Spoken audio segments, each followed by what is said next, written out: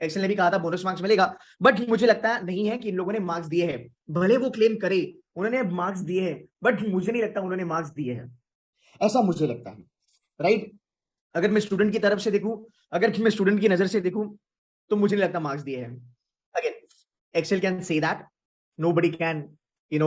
question Excel, but if we keep the business little aside and if you talk about the student benefit, because it's Excel RI, I mean one of the most reputed and ethical and sorted kind of a B school, but मुझे नहीं लगता दिए हैं, but we'll still talk about, we'll try to reach out to the authorities, we'll try to get in touch with the admissions committee, we've got students in there, we'll try my level best to kind of get you the proper details, ठीक है। तो मुझे लगता है, ठीक है, +3 नहीं आए हैं, बिकॉज देखो यार, एक बंदा गलत बोल सकता है, 2 बंदे गलत बोल सकते हैं, मार्केट में 1000 बच्चे गलत नहीं बोल सकते,